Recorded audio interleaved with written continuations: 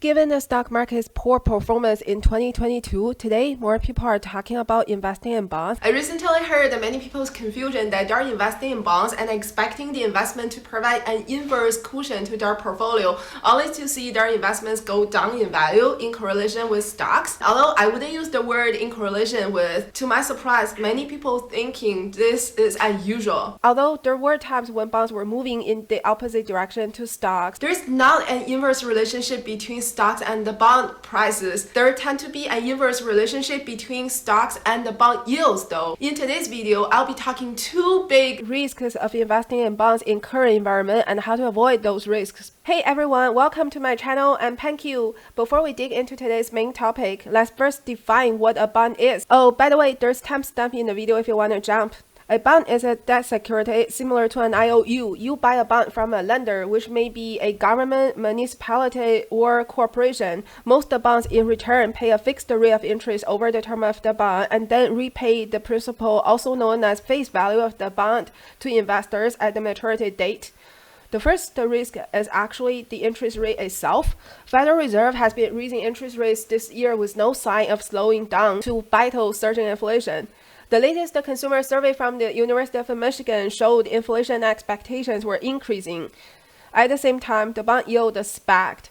As inflation remains elevated for longer and the Fed hikes further, the new bonds will pay a higher rate, but the old bonds are paying a fixed payment. Other than TIPS, Treasury inflation protected securities. This is when bond laddering comes into play. Bond laddering is an investment strategy that involves purchasing bonds with different maturity terms and interest rates. When Fed raises interest rates, the new bonds are going to pay you higher rates. By having bonds maturing in different terms, you'll be able to constantly buy more bonds at higher rates. Let's move on to the second risk of investing in bonds. Bonds are known as fixed income investments because investors will earn a fixed income in the form of interest over the term of the bond. There tend to be an inverse relationship between bonds and interest rates. This means if a prevailing interest rates increase, prices of existing bonds are likely to fall because the coupon it offers is now less valuable compared to new bonds. But when you invest in individual bonds, as long as you hold the bond through the maturity and the bond does not default, you get repaid the face value of the bond. That's why bonds are considered the fixed income and a safer investment for the most time. On the other hand, if you are not holding the bond through its maturity, you'll likely sell it at a premium or a discount.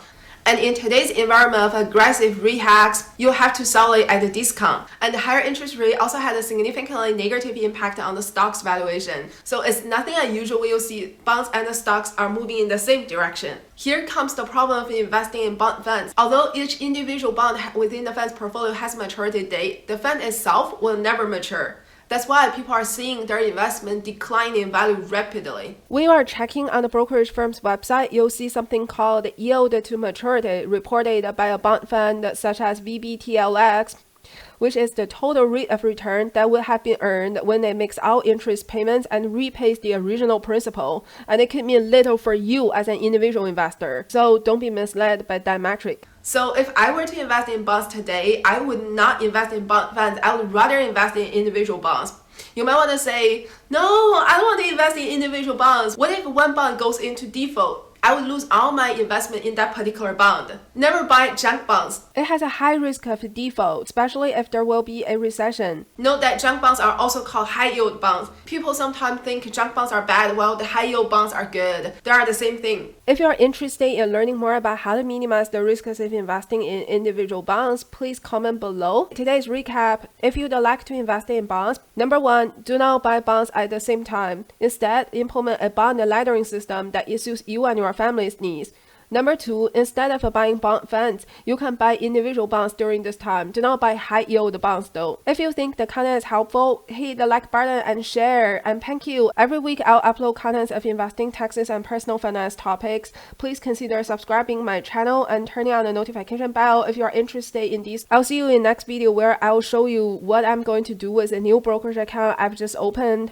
I also had a video how to invest in a volatile stock market that you can check out.